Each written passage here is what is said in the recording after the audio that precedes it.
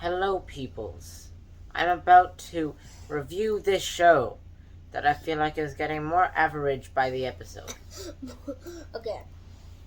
There are only 2 episodes, but they're both quite average.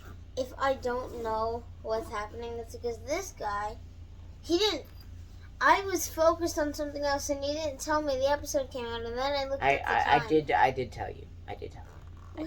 No, you didn't. I did. Anyways. I didn't hear you. Yes.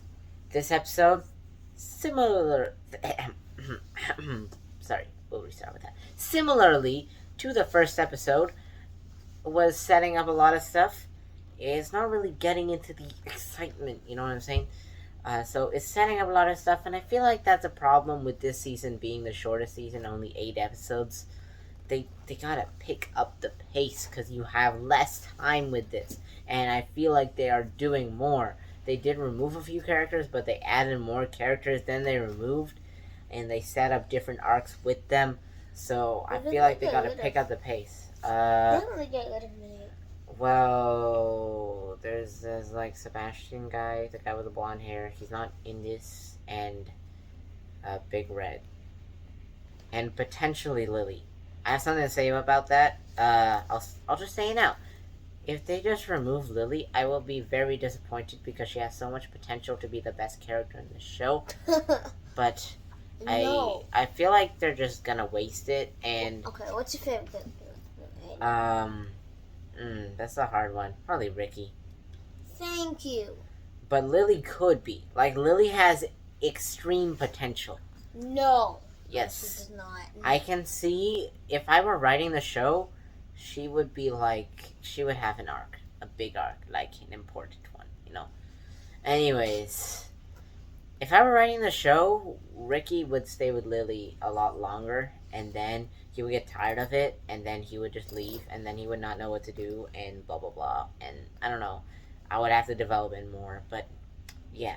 Anyways, this is setting up just the character arcs, stuff like that.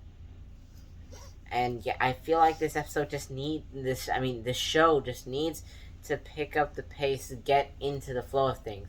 They're setting up some things that could potentially be interesting, but right now I'm not particularly interested, just because it is nothing more than just an idea that they're probably going to pursue. It doesn't exactly feel super personal to these characters yet, so I don't really care yet. Yeah.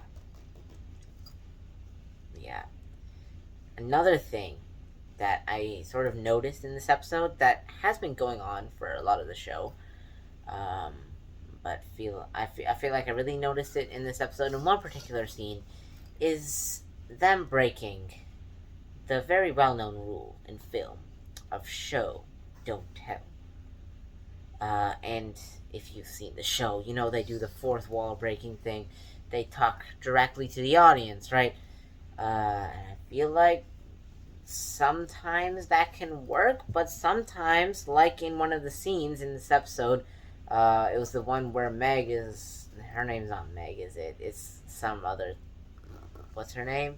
I don't know, that camp director person that took their phones in the first episode, where she's like, oh, I don't like mesh well with people, and I act like I'm cool about it, but I'm not. I feel like that should have been revealed through actual story rather than her just straight up telling us. That's just sort of my personal opinion. It's a little thing, but it's a thing. So yeah, I don't know. Do you have anything else to say on this episode? No? It was okay. I give this like a 5. I'm a 7. 7. Generous.